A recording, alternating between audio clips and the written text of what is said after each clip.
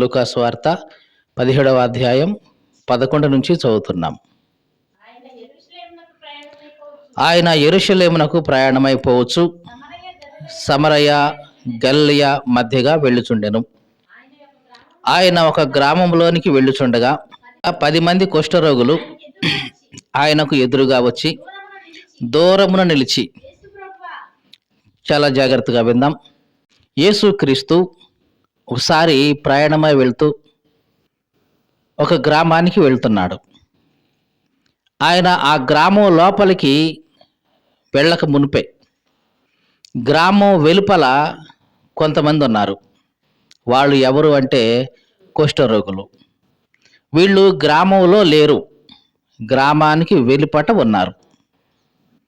ఎందుకు వెలుపట ఉంటారు అంటే కుష్ఠరోగుల్ని ఎవరు కూడా వాళ్ళ గ్రామాల్లోకి రానివ్వరు.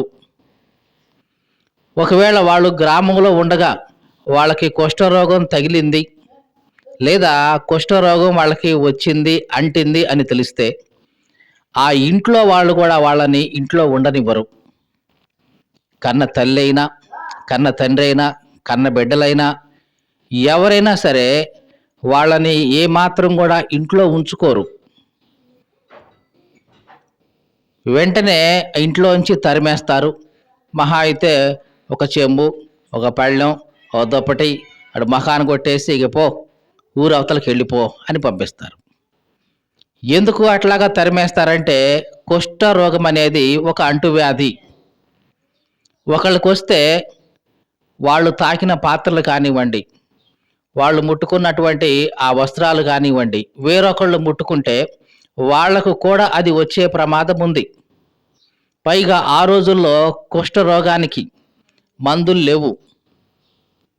కాబట్టి ఒక వ్యక్తికి గనక కుష్ఠరోగం వచ్చింది అంటే జీవితాంతం అతను ఆ బాధ అనుభవించాల్సిందే.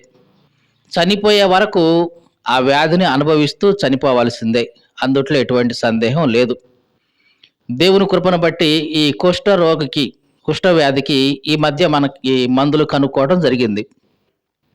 ఆ రోజుల్లో అయితే కనుక మందు లేదు. ఇక ఈ వ్యక్తులు దాదాపుగా ఎంతమంది ఉన్నారంటే 10 మంది ఉన్నారు. ఈ 10 మంది కూడా ఊరి వెలుపలే ఉన్నారు. అంటే ఈ 10 మందిని ఆ ఇంట్లో వాళ్ళు ఇంట్లోకి రానివ్వట్లేదు. బహుశా ఈ 10 మంది పురుషులు అయి ఉంటారని నేను అనుకుంటున్నాను. ఈ 10 మంది ఊరి వెలుపలే ఉన్నారు. ఇంట్లోకి కానీ ఊరిలోకి కానీ వాళ్ళకి అనుమతి లేదు, అనుమతి ఇవ్వరు. ఒకవేళ వీళ్ళు కుష్ఠరోగులు అని తెలియక ఎవరైనా సరే వీళ్ళ దగ్గరికి వస్తే వీళ్ళు మిగతా వారిని వాళ్ళ దగ్గరికి రానివ్వకూడదు. వీళ్ళు కుష్ఠరోగులు అని మరి మిగతా వాళ్ళకి ఎట్లా తెలుస్తుంది? మరి ఎలా తెలుస్తుందంటే ఎవరైనా సరే వీళ్ళ దగ్గరికి వస్తూ ఉంటే వీళ్ళు అరవాలి, నేను అపవిత్రుణ్ణి అని వీళ్ళు అరవాలి. అలా అరిచినప్పుడు ఓహో నేను అపవిత్రుణ్ణి అరుస్తున్నాను కాబట్టి ఈ వ్యక్తి కుష్ఠరోగి కావాలి, ఈ వ్యక్తి దగ్గరికి మనం వెళ్ళకూడదు అని మిగతా వాళ్ళు వీళ్ళ దగ్గరికి రాకుండా ఆగిపోతారు. ఇలాగా ఏ వ్యక్తి అయినా సరే కుష్ఠరోగి అయితే గనక నేను అపవిత్రుణ్ణి అని అరుస్తూ ఉండాలి ఎవరైనా వ్యక్తి తన దగ్గరికి వస్తూ ఉంటే. ఈ రకంగా వీళ్ళ యొక్క జీవనం ఊరి బయటే ఉండేది. మరి ఊరి బయట ఏముంటుందండి వీళ్ళు తినటానికి అంటే ఆ ఊరు లోపలికి ఊరి బయటికి పోయే వాళ్ళని పొలిమేర దగ్గర ఉండి అడుక్కుని ఏమైనా ఇస్తే తింటారు, లేకపోతే లేదు. కొన్నిసార్లు పస్తులు ఉంటారు. మరి సరేనండి, తినటానికైతే ఏదో ఒకటి అడుక్కొని తింటారు. మరి ఎండాకాలం వస్తే పరిస్థితి ఏంటి? వర్షాకాలం వస్తే పరిస్థితి ఏంటి?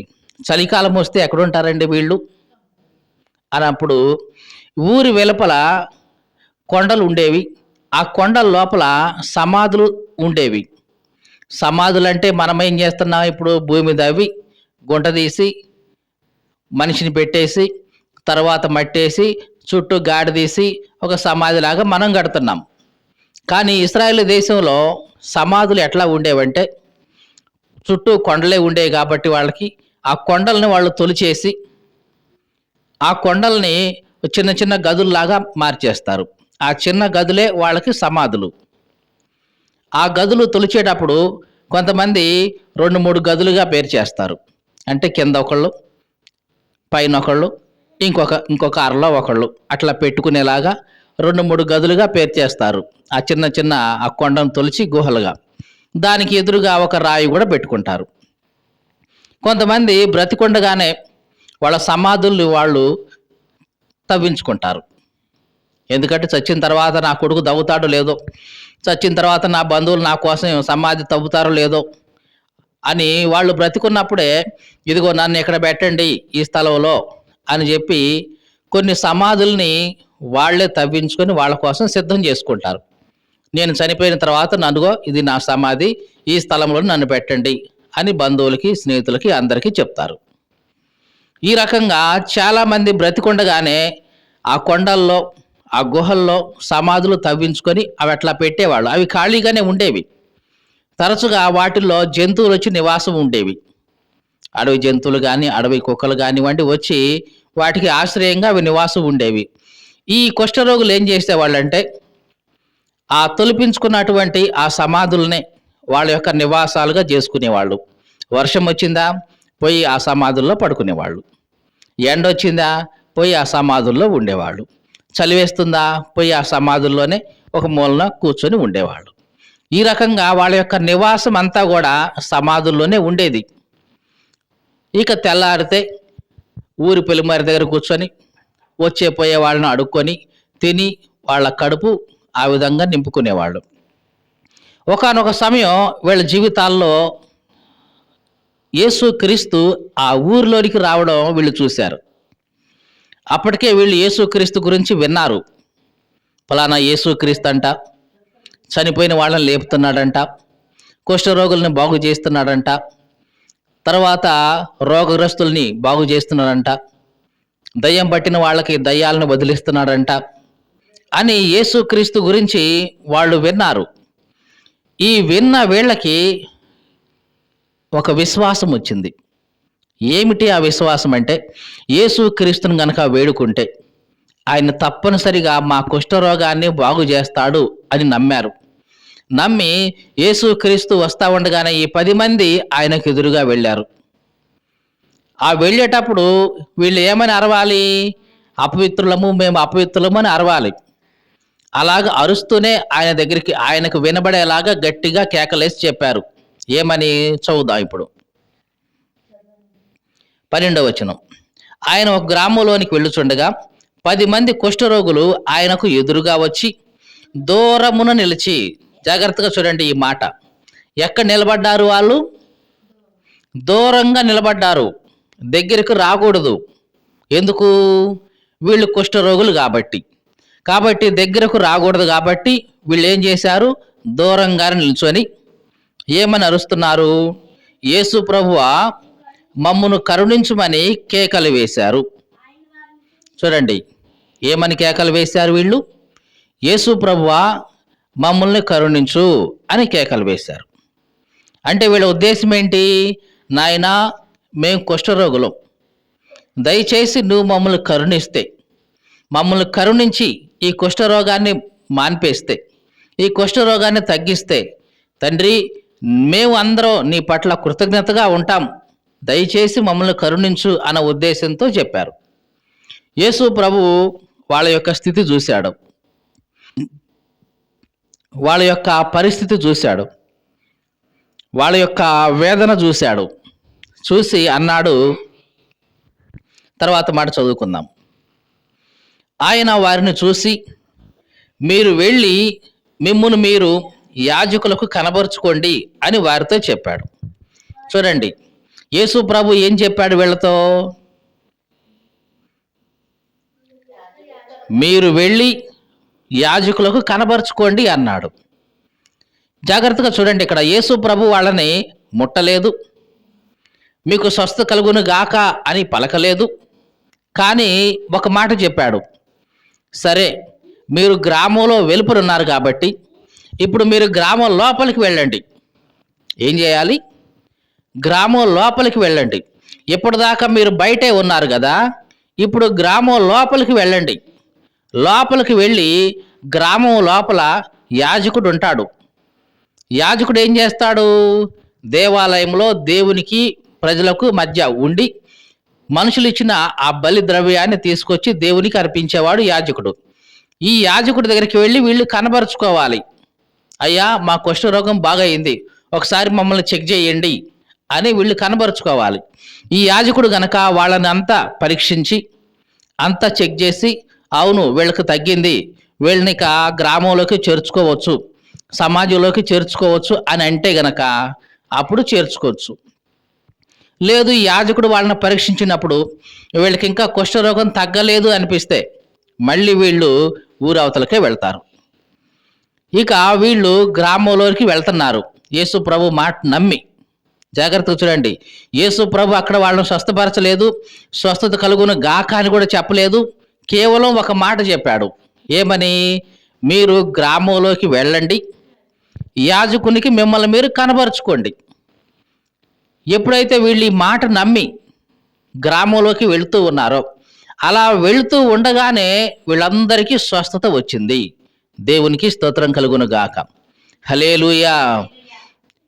ఒక మాట నమ్మారు వీళ్ళు, అంతే, వీళ్ళ జీవితంలో అద్భుతం జరిగింది.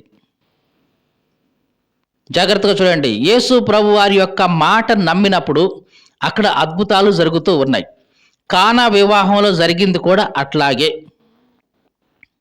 యేసు ప్రభు నీళ్లు ముంచి ద్రాక్షారసాన్ని చేశాడని మనం అంటాం, కానీ యేసు ప్రభు ఎక్కడా కూడా అక్కడ ద్రాక్షారస నీళ్లను తాకలేదు, ముట్టలేదు, ద్రాక్షారసం అవును గాక అని కూడా చెప్పలేదు. కేవలం వాళ్ళకి ఆజ్ఞ ఇచ్చాడు. ఏమని? ఆ బాణల నిండా నీళ్లు నింపండి అన్నాడు. వాళ్ళు నీళ్లు నింపారు. ఇప్పుడు ముంచి మీరు విందు ప్రధాని దగ్గరికి తీసుకెళ్ళండి అన్నాడు. అలా తీసుకెళ్తూ ఉండగానే ఆ సమయంలోనే ఏమి జరిగిందంటే నీళ్లు ద్రాక్షారసంగా మారిపోయినాయి. దేవునికి స్తోత్రం కలుగును గాక. హల్లెలూయా. కాబట్టి ఇక్కడ యేసు ప్రభు వారి మాట విని దాని ప్రకారం నమ్మారు, అది అట్లాగా జరిగిపోయింది. ఈ మాటలు వింటున్న ప్రియ సహోదరి సహోదరుడా, దేవుని యొక్క మాటలు నీవు నమ్మి విశ్వసిస్తే గనక తప్పనిసరిగా నీ జీవితంలో అద్భుతం జరుగుతుంది. అందుట్లో ఎటువంటి సందేహం లేదు. నువ్వు నమ్మితే చాలు, నీ జీవితంలో అద్భుతం జరుగుతుంది. ఎంతవరకు నమ్మొచ్చండి దేవుణ్ణి? ఎంతవరకు నమ్మొచ్చండి యేసుక్రీస్తుని అంటావేమో. ఎంతైనా నమ్మొచ్చు. విలాప వాక్యాల్లో ఉంది ఒక మాట, 3వ అధ్యాయంలో, నీవు ఎంతైనా నమ్మదగిన వాడవు. దేవుడు ఎంత నమ్మదగిన వాడు అని నువ్వు అనుకుంటే ఆయన ఎంతైనా నమ్మదగిన వాడు. నీవు ఎంతైనా నమ్మొచ్చు ఆయన్ను. మనుషులనైతే మనం అట్లా చెప్పలేం. ఎవరైనా సరే ఒక మనిషి గురించి, ఏవండి ఈ మనిషి నమ్మదగిన వాడేనండి అని అంటే ఆయన అంటాడు, ఒక ఆయన, పర్లేదు కొంతవరకు నమ్మొచ్చు. ఎంతవరకు చెప్పండి? ఎంతవరకు నమ్మొచ్చు? కొంతవరకు నమ్మొచ్చు, పర్లేదు అంటాడు. అంతేగాని ఇతను 100కు 100% ఇతను నమ్మొచ్చు అని సాక్ష్యం ఇస్తే నిజంగా అది గొప్పది. కానీ దేవుని విషయానికి వస్తే దేవుణ్ణి ఎంతగా నమ్మొచ్చు అని అంటే ఎంతైనా ఎంతైనా నమ్మదగిన వాడు. ఈ మాటలు వింటున్న ప్రియ సహోదరి సహోదరుడా, నీవు సేవిస్తున్న నీ దేవుడు యేసుక్రీస్తు, ఆయన ఎంతైనా నమ్మదగిన వాడు. నీవు ఎంత నమ్మగలిగితే ఆయన అంత చేసేవాడు నీకోసం. వీళ్ళు విశ్వసించారు, నమ్మారు. మీరు వెళ్ళి యాజకుని కనబరుచుకోండి అనగానే వీళ్ళు వెంటనే నమ్మారు. అలాగే వెళ్తా ఉండగానే స్వస్థత పొందారు. ఇక్కడ వరకు అందరికీ బాగానే ఉంది. దేవునికి స్తోత్రం కలుగును గాక. హల్లెలూయా. ఇక్కడ వరకు బాగానే ఉంది. అందరూ వచ్చారు, అందరూ వేడుకున్నారు, అందరూ నమ్మారు, అందరూ తిరిగి యాజకుని దగ్గరికి టర్న్ అయ్యారు. అందరికీ స్వస్థత వచ్చింది. ఈ అందరికీ స్వస్థత వచ్చినప్పుడు వీళ్ళల్లో ఒకడికి ఒక ఆలోచన వచ్చింది. ఏమిటి? నాకు స్వస్థత వచ్చింది, నాకు ఇంత స్వస్థత ఇచ్చింది ఎవరు? యేసు ప్రభు కదా. ముందు వెళ్ళి ఆయనకు కృతజ్ఞత చెప్పి తర్వాత నేను యాజకుని దగ్గరికి పోవాలి అనుకొని అక్కడికక్కడే వెంటనే వెనక్కి వచ్చేసాడు. మరి మిగతా 9 మంది, స్వస్థపరిచిన వాడు ఉన్నాడు వెనకాలే అని తెలిసి కూడా యాజకునికి మాత్రమే చూపించుకోవడానికి తొందరపడి వెళ్ళిపోయారు మిగిలిన వాళ్ళు. కానీ ఈ ఒక్కడు మాత్రం ఏమయ్యాడు? మళ్ళీ వెనక్కి తిరిగి వచ్చి యేసు ప్రభు దగ్గరికి వచ్చాడు. నాయనా, నీకు వందనాలయ్యా, నన్ను స్వస్థపరిచావు తండ్రి, నీకు స్తోత్రాలు ప్రభువా. ఇంతకాలం నా కుటుంబానికి దూరంగా ఉన్నా, నా పిల్లలకు దూరంగా ఉన్నా, నా ఇంటికి దూరంగా ఉన్నా, నా గ్రామానికి దూరంగా ఉన్నా, ఇదిగో ఈరోజు నీ కృపను బట్టి నేను మరలా వాళ్ళని చేరుకోబోతున్నా. ఈరోజు నీ దయను బట్టి నేను మరలా నా పిల్లల్ని, నా భార్యని, ఇదిగో నా ఇంటి వాళ్ళని, నా బంధువుల్ని, నా స్నేహితులను కలుసుకోబోతున్నాను తండ్రి, నీకు స్తోత్రాలు నాయనా అని తిరిగి వచ్చి కృతజ్ఞతలు చెప్పాడు ఒక్కడు. ఈ వచ్చిన ఒక్కడు ఎవరు అని యేసు ప్రభు అంటున్నాడంటే అన్యుడు. చదువుదా ఆ మాట, 15వ వచనం. వారిలో ఒకడు తనకు స్వస్థత కలుగుట చూచి గొప్ప శబ్దముతో దేవుణ్ణి మహిమపరచుచు తిరిగి వచ్చి ఆయనకు కృతజ్ఞతాస్తుతులు చెల్లించుచు ఆయన పాదముల యొద్ద సాగిలపడ్డాడు. వాడు సమరయుడు. చూడండి, ఎవరు తిరిగి వచ్చిన అతను? సమరయుడు. అంటే తిరిగి రాకుండా వెళ్ళిపోయిన వీళ్ళెవరు? బహుశా యూదులై ఉండొచ్చు. బహుశా ఈ సమరయుడు చెప్పుంటాడు, ఏవండి, మనం 10 మంది వేడుకున్నాం, యేసు ప్రభు మాట చెప్పగానే మనకందరికి స్వస్థ వచ్చింది, ఎట్లాగూ మనం వెళ్తాం కదా లోపలికి, ఒకసారి యేసు ప్రభు దగ్గరికి వెళ్ళి కృతజ్ఞతలు చెప్పి వెళ్ళిపోదాము రండి అని బహుశా పిలిచే ఉంటాడేమో. ఒకవేళ పిలిస్తే వీళ్ళేమనుకుంటారు, రేయ్ నువ్వు సమరయుడురా, నీకు మాకు సంబంధం లేదు, పోతే నువ్వో అని ఉంటారు కదా.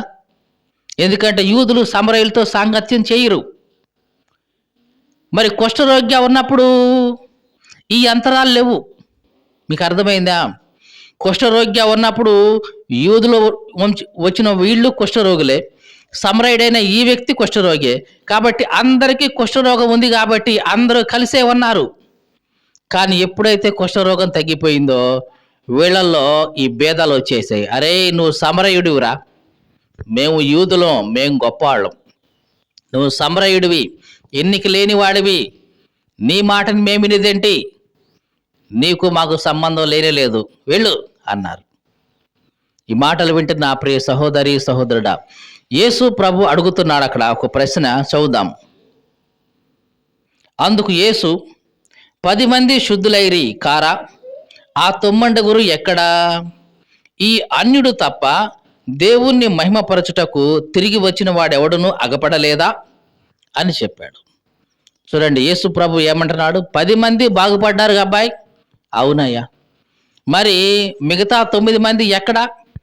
యాజకుడి దగ్గరికి వెళ్ళారండి, వాళ్ళ ఇంటి దగ్గరికి వెళ్ళారండి, వాళ్ళ బంధువుల దగ్గరికి వెళ్ళారండి, వాళ్ళ స్నేహితుల దగ్గరికి వెళ్ళారండి, వాళ్ళ ఇరుగు పొరుగు వాళ్ళ దగ్గరికి వెళ్ళారండి. మరి నువ్వొక్కడవే వచ్చావా? అవునండి, నేను ఒక్కటే వచ్చాను. ఈ మాటలు వింటున్న నా ప్రియ సహోదరి సహోదరుడా, తిరిగి వచ్చి దేవునికి కృతజ్ఞతాస్తుతులు చెల్లించే మనసు నీకుంటే దేవుడు నీ విషయంలో సంతోషిస్తాడు. దేవునికి స్తోత్రం కలుగును గాక. హల్లెలూయా. ఈ 2025వ సంవత్సరంలో దేవుడు మన జీవితాల్లో ఎన్నో గొప్ప కార్యాలు చేశాడు. కొన్ని మనం అడిగితే చేశాడు, కొన్ని మనము అడగక మునిపే చేశాడు. మన అవసరత ఎరిగి, మన పరిస్థితి ఎరిగి, మన స్థితిని గుర్తించి దేవుడే మన జీవితాల్లో మనం అడగకపోయినా చాలా గొప్ప కార్యాలు చేసుకుంటూ వచ్చాడు. మరి ఈ చివరి దినమైనా సరే తిరిగి వచ్చి ఏమంటున్నాం? తిరిగి వచ్చి ఆయన సన్నిధిలో కృతజ్ఞతాస్తుతులు చెల్లించే మనసు నీకుందా?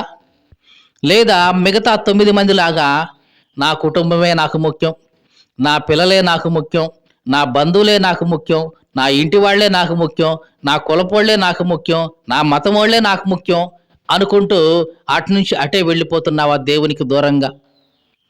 ఒక్కసారి మనలను మనం పరీక్షించుకోవాలి. తిరిగి వచ్చి దేవుణ్ణి స్తుతిస్తే, తిరిగి వచ్చి ఆయన కృతజ్ఞతాస్తులు చెల్లిస్తే దేవుడు సంతోషిస్తాడు. మరి మిగతా 9 మంది సంగతి ఏంటి? వాళ్ళు కృతజ్ఞత లేని వాళ్ళు. ఎట్లాంటి వాళ్ళు చెప్పండి? ఎట్లాంటి వాళ్ళు? కృతజ్ఞత లేని వాళ్ళు. ఈ మధ్యాహ్న కాల సమయంలో ఈ మాటలు వింటున్న ప్రియ సహోదరి సహోదరుడా, దేవునికి నిన్ను నువ్వు ఎట్లాగా చూపించుకోవాలనుకుంటున్నావు? కృతజ్ఞత కలిగిన ఒక మనిషిలాగా కనబరుచుకోవాలనుకుంటున్నావా? కృతజ్ఞత లేని ఆ 9 మందిలాగా నిన్ను నువ్వు కనబరుచుకోవాలనుకుంటున్నావా? కృతజ్ఞత కలిగిన ఆ ఒక్కడిలాగా నీవు ఉండాలి అనుకుంటే, ఇదిగో ఈ చివరి దినమైనా సరే దేవుని సన్నిధిలో నువ్వు తప్పకుండా ఉండాలి. ఉండి ఆయనకు స్తుతులు అర్పించాలి. దేవా, ఈ 2025 సంవత్సరం అంతా నీ కాపుదలు ఇచ్చారు, క్షేమం ఇచ్చారు. ఎన్ని ప్రమాదాల నుంచి తప్పించాడో దేవుడు నిన్ను తెలుసా? కొన్ని ప్రమాదాలు నీ కంటికి కనబడితే, కొన్ని ప్రమాదాలు నీ కంటికి కనబడక ముందే దేవుడు దాన్ని తప్పించాడు. కొన్ని రోగాలు నీకు వచ్చిన తర్వాత స్వస్థపరిచాడు. అసలు కొన్ని రోగాలు నీకు రాకుండానే ఆయన చేశాడు. చాలాసార్లు మానవుని యొక్క పొరపాటు ఎట్లా ఉంటుందంటే, మనకు ఏ ప్రమాదం జరగకుండా కాపాడితే దేవుడు దాన్ని గుర్తించడం. కానీ ప్రమాదం జరిగి స్వల్ప గాయాలతో బయటపడితే అప్పుడు అనుకుంటాం, దేవుడు ఎంత గొప్పోడండి, చాలా పెద్ద ప్రమాదం జరిగేదండి, కొద్ది గాయాలతో దేవుడు బయటేసిండండి అని అప్పుడు గుర్తిస్తావు. అసలు ప్రమాదమే జరగకుండా కాపాడితే గనక అసలు అప్పుడు గుర్తే రాడు దేవుడు కదండి. మరి రోగాల విషయంలో బాగా జ్వరం వచ్చి హాస్పిటల్ పాలయ్యి 4 రోజులు బెడ్ మీద ఉండి మళ్ళా రికవర్ అయ్యి బాగుపడి బయటకు వస్తే, దేవా నీకు స్తోత్రం నాయనా, వారం రోజులు ఉన్నానని హాస్పిటల్లో, దేవుడి దయ వల్ల నాయనా నువ్వు నన్ను కరుణించావు, మళ్ళీ బాగు చేశావు అని అంటాం. అసలు రోగమే రాకుండా కాపాడితే అస్సలు గుర్తించం మనం కదా. 4 రోజులు, 2 నెలలు, 6 నెలలు, సంవత్సరం అంతా ఏ రోగము రాకుండా దేవుడు నిన్ను కాపాడితే అది అసలు నీకు గుర్తే రాదు, నీకు జ్ఞాపకమే రాదు. మరి ఎప్పుడు దేవుడు జ్ఞాపకం వస్తాడంటే, రోగం వచ్చి బాధ అనుభవించి దాని నుంచి బయటపడేస్తే అప్పుడు గుర్తొస్తాడు దేవుడు. ఈ మాటలు వింటున్న ఆ ప్రియ సహోదరి సహోదరుడా, ఇది సరైన పద్ధతి కాదు. దేవుడు నీ జీవితంలో శోధనను అనుమతించి దాన్ని నువ్వు అనుభవించి దాని నుంచి బయటపడితే కాదు అద్భుతం అంటే, అసలు ఆ శోధనే నీ జీవితానికి రాకుండా కాపాడుతున్నాడే, అది అద్భుతం. ప్రమాదం జరిగి గాయాలు పొంది మరణం నుంచి తప్పించబడితే అది కాదు అద్భుతం. అసలు ప్రమాదమే నీకు కలగకుండా కాపాడుతున్నాడే, అది నిజంగా అద్భుతం. రోగం వచ్చి మంచాన పడి అనుభవించి బాధపడిన తర్వాత బయటపడితే అద్భుతం కాదు. అసలు ఆ రోగమే నీ శరీరానికి రాకుండా కాపాడుతున్నాడే నీ దేవుడు, అది అద్భుతం. ఇట్లాంటి అద్భుతాలు ఈ 2025 సంవత్సరం అంతా దేవుడు నీ జీవితంలో ఎన్నో చేశాడు. అవి నువ్వు గుర్తించలేకపోతున్నావు. నిజంగా గుర్తిస్తే ఈ చివరి దినమైనా సరే ఆయన సన్నిధికి రావాలి. ఈ తిరిగి వచ్చిన ఒక్క సమరయుడిలాగా దేవుని సన్నిధిలో కూర్చొని, దేవా నీకు వందనాలు తండ్రి, ఎన్నో మేళ్లు చేశావు, నేను గుర్తించలేకపోతున్నా, వాటన్నిటిని బట్టి ఇదిగో నీకు కృతజ్ఞతలు ప్రభువా అని నువ్వు చెప్పగలిగితే నిజంగా దేవుడు సంతోషిస్తాడు.